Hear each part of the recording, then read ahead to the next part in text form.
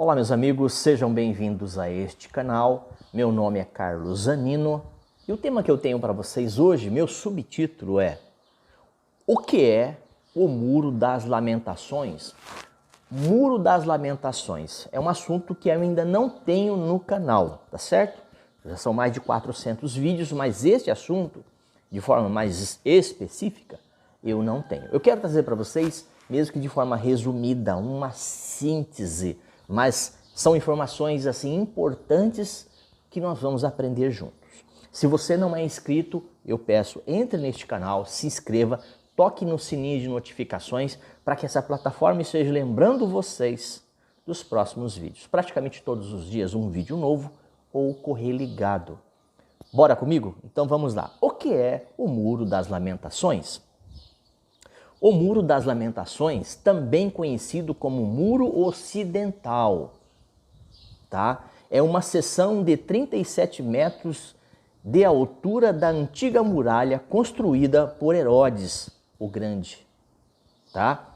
Como o muro da contenção do complexo do templo, o Muro das Lamentações fica ao lado oeste do Monte do Templo. O templo que existia, né, que existiu, e agora, do que foi derribado, sobraram pedras ou muro. Você vai saber melhor e eu quero fazer um paralelo até mesmo no final aqui dessa sessão, ok? Então o Muro das Lamentações fica ao lado oeste do templo, na cidade velha de Jerusalém. Lembrando que nós temos a cidade nova e a cidade velha, como se fosse um monumento tombado, como se fosse preservar aquela antiguidade, tá certo? Então vamos lá. Então essas camadas construídas do muro foram construídas aí 20 a.C. a 19 a.C. Então foi antes de Cristo a última grande construção ou término, a feitura desse grande templo, ok? Tá? Então quando o segundo templo judeu estava sendo construído, tá? Então quando um estava sendo construído, está mostrando aí a data antes de Cristo. Então antes dos 2000 anos ou 2000 anos atrás. É redundante, mas é para que você possa entender, tá? Então a parede se estendia ou se estende aproximadamente 480 metros, mas as casas construídas ao longo dela obscurecem a maior parte do seu comprimento. Então não dá para você, olhando assim, não dá para você ver direitinho toda essa metragem, tá certo? Teria que ter ou um avião, um helicóptero, no caso agora um drone, né? Para você se elevar e observar aí quase os 500 metros de muro, no caso aqui, tá certo?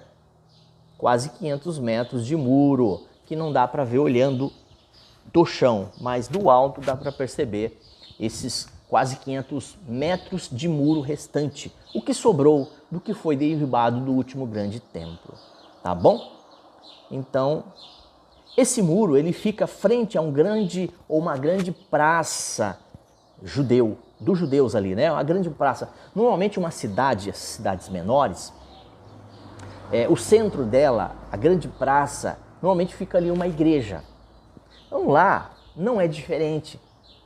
Lá não é diferente, da mesma forma que aqui no Ocidente, também no Oriente, tá? Aqui nas nossas cidades pequenas, cidades menores, nós temos visto isso como um cartão postal, tá certo? Então o muro ali em Jerusalém, na cidade velha, fica diferente, é uma praça. Quem olhar ali no mapa, depois você procura no Google, vai mostrar certinho a localização, tá bom?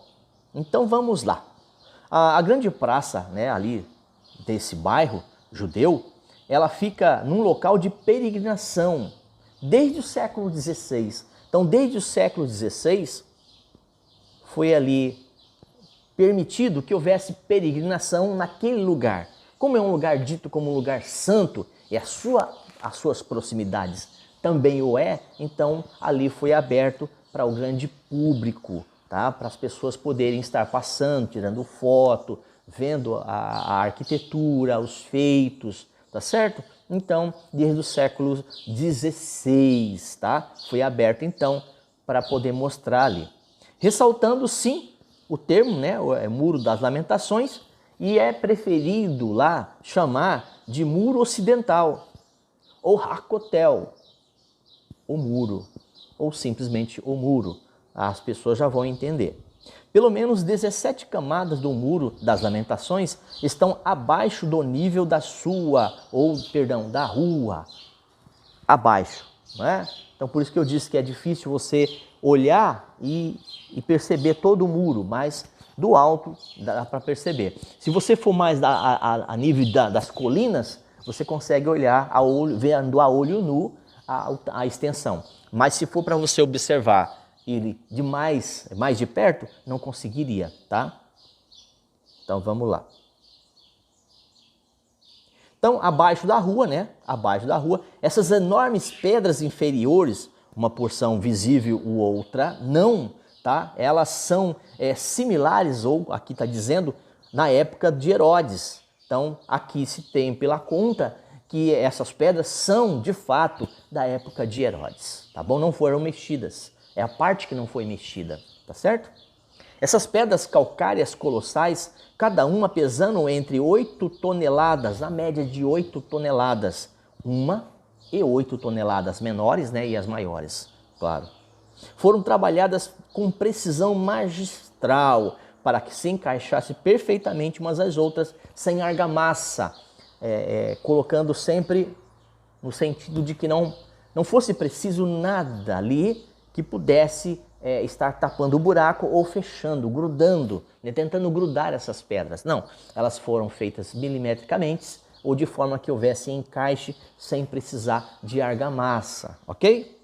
Algumas das junções, no entanto, têm se desgastado, lógico, com o tempo, muitos anos, muitas décadas, vão se desgastando aí. Então quem observar hoje, na atualidade, os muros, percebe que estão bem desgastados mesmo, tá certo? Então, os judeus ortodoxos preenchem muito dessas fendas nos blocos inferiores com orações escritas. Não sei se você já percebeu. Assista lá, pega um vídeo, entra, assiste. O judeu colocando o papelzinho nas frestas, nos espaços que vão criando, os buraquinhos que vão formando. Eles fazem as suas orações escritas ali num papelzinho, dobram ela e vão colocando ali nas fendas desse grande muro, tá? São as suas orações, as suas lamentações. Tanto o judeu, até mesmo os não judeus, né? Desde que vá fazendo de acordo com o que o judeu faz. Até uma outra pessoa que não seja, também pode, desde que se faça conforme o judeu está fazendo ali, tá? Tem que seguir essa linha, essa ordem, tá bom? Diariamente, muitos judeus se reúnem na parede para orar, cantar e balançar-se diante do muro. Você já viu que eles ficam balançando, né? Então tem todo aquele ritual que eles têm ali. Então é necessário que também se cumpra ou se faça, tá? Vamos lá. Eles realizam orações diárias e sabáticas e celebram o Bat Mitzvah, tá? E eles celebram esses ritos, né? Eles trabalham dentro desses ritos, dentro da lei.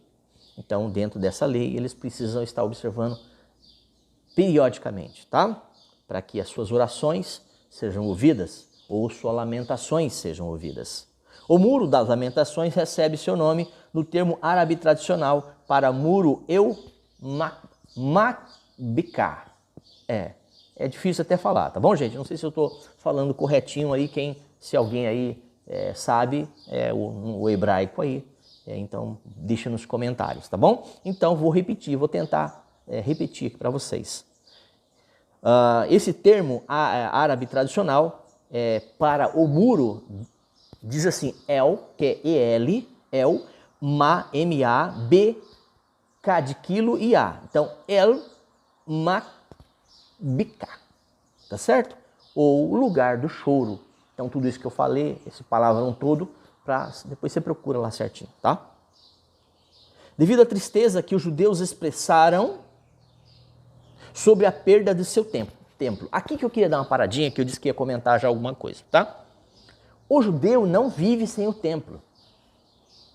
O judeu ainda não vive, não foi liberto para a nova aliança. O judeu vive ainda a velha aliança. Jesus Cristo veio, mas para eles é como se não tivesse vindo. Para aqueles que foram tocados por fé, salvação, foi descortinado. Mas para o judeu ortodoxo, para eles, é como se o véu que foi rasgado de cima a baixo, quando Jesus morreu, disse, olha, está consumado e agora não há necessidade de ir até Deus por meio das religiões, dos dogmas, dos sabá. Não, agora não há mais necessidade, Jesus Cristo veio para trazer uma boa nova. Mas os seus o rejeitaram, eles não entenderam, porque eles eram muito e são ainda da lei de Moisés. Eles são muito de observar a Torá, o Pentateuco. Você está entendendo? Isso tem conversa, isso é muito longo a conversa.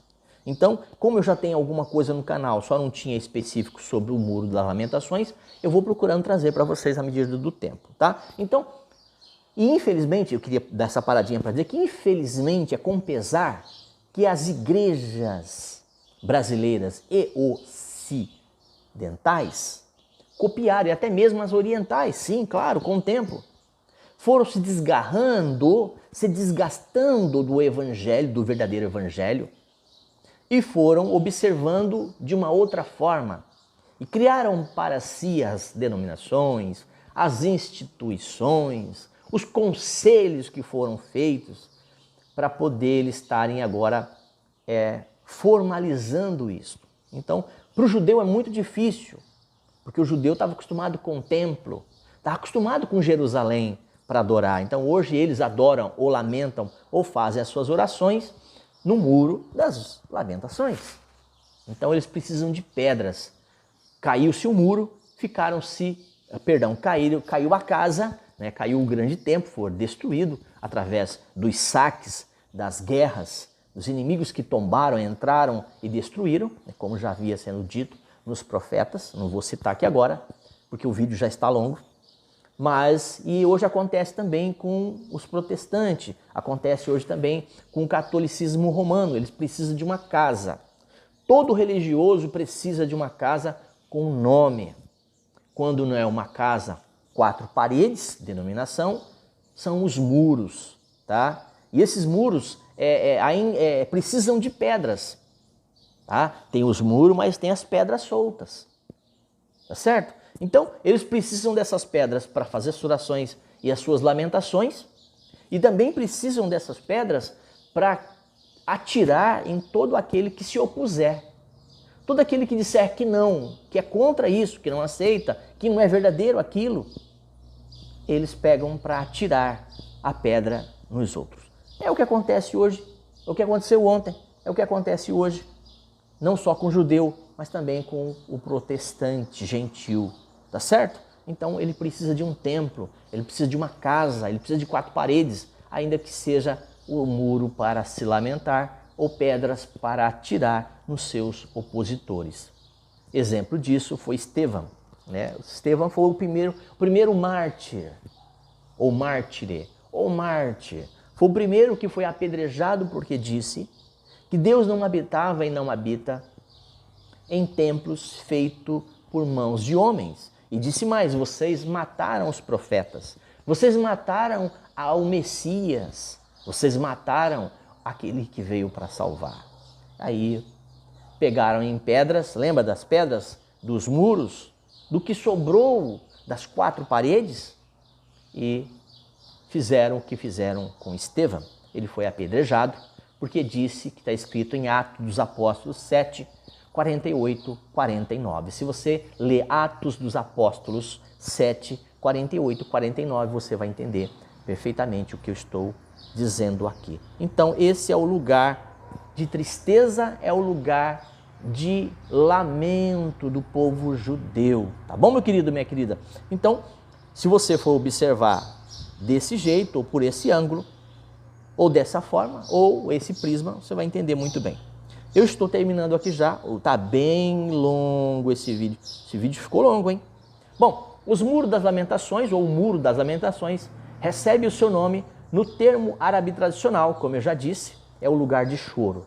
Devido à tristeza que os judeus expressaram sobre a perda do seu templo, Os judeus pararam de usar o termo Muro de Lamentações após a Guerra dos 6 Dias, em 1967. Quem quiser saber sobre a Guerra dos 6 Dias de 1967, no YouTube é só entrar e colocar, você vai entender melhor. Uma vez que Jerusalém esteve novamente sob a soberania israelense, os judeus assumiram a posição oficial de que o Muro das Lamentações devia ser o lugar de celebração geral em vez de luto, tá certo? Então tem aí no meio deles os ortodoxos e tem no meio deles os judeus messiânicos e etc e tal. Não vou falar aqui agora, já ficou longo, eu falo em outro vídeo. Todos os anos em Tisha B'Av, é isso mesmo, é um palavrão, mas é difícil até para... Eu vou até soletrar para vocês depois procurar aí no YouTube ou no Google. Vamos lá, no Google é melhor, tá? T-I-S-H-A. T-I-S-H-A. Depois tem B, aquele pontinho que você vê assim, ó, de aspas, né? A e V.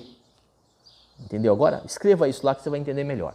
Tá? E os judeus mantiveram sim e continuam tendo jejuns e comemorações, mesmo com a destruição de ambos, ou mesmo com a destruição do templo, tá certo? Então eles continuam ali, recitando, orando, fazendo as suas orações, citando aí a questão do primeiro templo, o segundo templo, a construção durante o reinado de 970 a 930 a.C., que foi destruído por Nabucodonosor, Os babilônios vieram ali e foram reconstruindo em 516 a.C., com uma expansão significativa em 19 a.C., tá?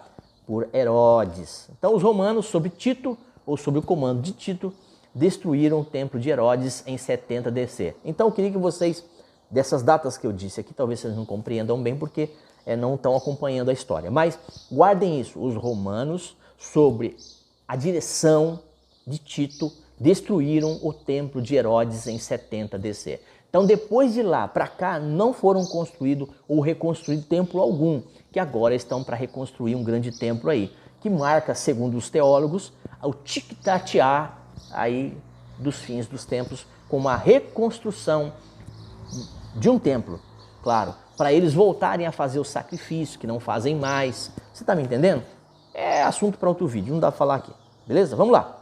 Então a destruição do templo de Herodes em 70 DC por Tito foi predita por Jesus em Mateus 24, 1 e 2, Lucas 23, 28 e 31. A Bíblia também previu a restauração dos judeus à sua terra prometida, Ezequiel 36, 24, 33, 35. A nação de Israel foi restabelecida em 1948 com a resolução das ações ou das Nações Unidas para que fosse reconhecido novamente Israel como Estado, porque até então não havia antes de 1948. Embora o povo judeu tenha sido restaurado, a sua nação geográfica política ainda continua precisando ser restaurado, a sua vida espiritual e a sua comunhão com Deus. Isto vai acontecer na grande tribulação, tá bom? Não vai acontecer agora. A igreja sobe arrebatada, depois disso o remanescente das 12 tribos de Israel será salva, ok? Então Deus passou o seu trabalho com a nação física de Israel, passando para um segundo momento a ser restaurado e cumprindo ali toda a profecia. Então isso vai acontecer sim. Então Deus tem um plano para o judeu e para o gentio sim, tá? E todos aqueles que são habitados pelo Espírito Santo, Romanos 1,16, 2,28 ao 29. Tá? Na era da nova aliança, em Jesus Cristo, aqueles que recebem o perdão, a salvação através dos sacrifícios expiatórios, são chamados de filhos daqueles que vão ser arrebatados, né? Então, e quando a gente observa aqui Israel, nós temos que esperar a grande tribulação para que o remanescente, o povo escolhido, seja salvo, tá? Então você dá uma olhadinha lá, dá uma lida, Gálatas 3, 26 ao 29, tá? Portanto, são chamados de descendência de Abraão. Então nós veremos, sim, Deus tem um plano, sim, continua tendo com o seu povo, que é a descendência de Abraão, a descendência pela fé, tá? Então os messiânicos, no caso aqui, provavelmente, né, não quero estar falando besteira, mas serão salvos o seu remanescente, tá bom? Então a igreja tem um plano, Deus tem um plano para a igreja, que é o plano do arrebatamento, que logo mais vai estar acontecendo, nós não temos data, tá bom? Deus não marcou. E o plano com o judeu, que é o seu povo, que Deus tem um plano sim específico para eles na grande tribulação, e será salvo o remanescente das 12 tribos, beleza? Então, se você tiver alguma dúvida, deixa aí nos comentários e eu vou respondendo para você. Deus abençoe a sua casa e a sua vida e tudo que você estiver fazendo. Shalom, shalom, Adonai. A paz de Cristo em sua vida.